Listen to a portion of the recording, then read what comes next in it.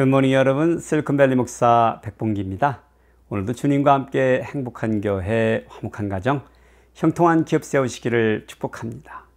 오늘 묵상 말씀은 기드온이 뿌린 악이란 제목으로 사사기 9장 1절에서 6절까지입니다. 우선 5절과 6절을 함께 읽어보겠습니다.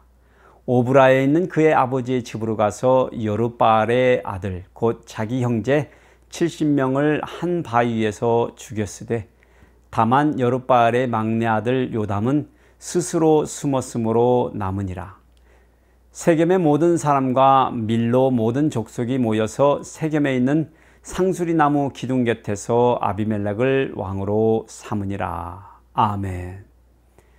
기드온의 말년은 세상 사람들이 부와 권력과 명예를 얻고 나서 벌어지는 인간 타락의 모습을 보여주는 전형적인 그림이었습니다. 그는 수많은 아내들이 있어서 70명의 아들들이 있었고 딸들까지 감안한다면 그가 누린 부귀영화는 상상을 초월합니다. 그러나 그것도 모자라서 세겜에 사는 여인을 첩으로 삼았고 그녀에게서는 한 아들을 낳았는데 그가 바로 오늘 이야기의 주인공 악당 아비멜렉입니다. 그의 이름은 그의 욕망을 예견이라도 했었는지 그 뜻이 아버지는 왕이시다인데 그가 자행한 일들은 하나님 앞에 엄청난 죄악들입니다. 첫째로 아비멜렉이 세겜에 가서 왕이 되고자 작당합니다. 아버지 기드온은 므낫세 지파 출신인데 아비멜렉의 어머니는 세겜 사람이므로 에브라임 지파의 기업으로 분배되었던 성임을 감안하면 아비멜렉의 외가 사람들은 에브라임 지파였을 것입니다. 그러니까 요셉의 두 아들 므낫세와 에브라임의 비극적 갈등 구조가 아비멜렉으로 인하여 표면화되기 시작한 것입니다. 그가 자기 어머니의 동네 세겜에 가서 그의 외가 식구들을 회유하여 므낫세 지파였던 기드온의 70 아들들을 따르지 말고 딱 하나뿐인 혈육인 자신을 왕으로 세워달라고 유세를 벌인 것입니다. 우리는 이 본문에서 저자는 어디에도 하나님의 이름을 거론하지 않았는데 왕 되신 하나님의 부재가 불러올 비극의 서곡을 암시하는 의도적 장치입니다. 실제로 아비멜렉이 세겜의 우상 숭배자들의 지원을 받습니다.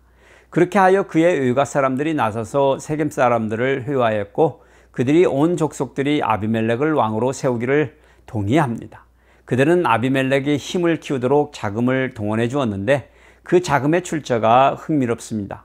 바알브릿 신전에서 은 70개를 꺼내어서 아비멜렉에게 주었던 것입니다. 그러니까 하나님의 백성 에브라임 지파였던 아비멜렉의 외가 사람들은 이미 우상 숭배자들의 가문이 되어 있었던 것입니다. 그렇게 아비멜렉의 배후에는 우상신 바알이 있었습니다. 셋째로 아비멜렉이 세겜의 깡패들을 써서 자기 형제들을 살해합니다. 아비멜렉은 그 돈으로 깡패들을 고용하여 그들을 데리고 므낫세 지파의 땅 오브라로 가서 자기 아버지 기드온의 집으로 쳐들어가 70명의 형제들을 죽이기 시작합니다.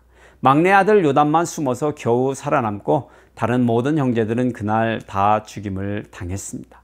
그 일 후에 그렇게 아비멜렉은 세겜에 있는 상수리나무 기둥 곁에서 왕으로 추대되었습니다.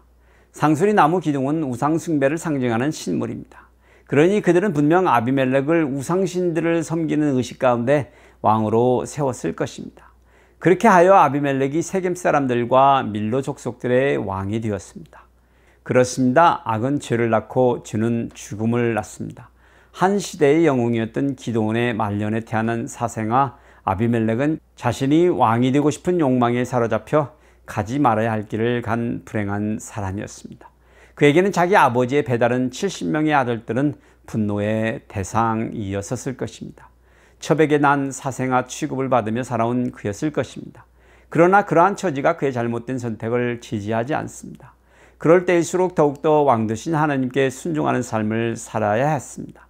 그러니 여러분 혹 우리 중에 자신의 처지가 스스로 불행하다 생각되시는 분이 계시다면 선한 삶을 포기하고 악한 삶을 따라가지 마시고 도리어 하나님의 오른손에 붙들리어 사시기를 소원하시는 여러분들 되시기를 축복해 드립니다. 주님과 함께 행화용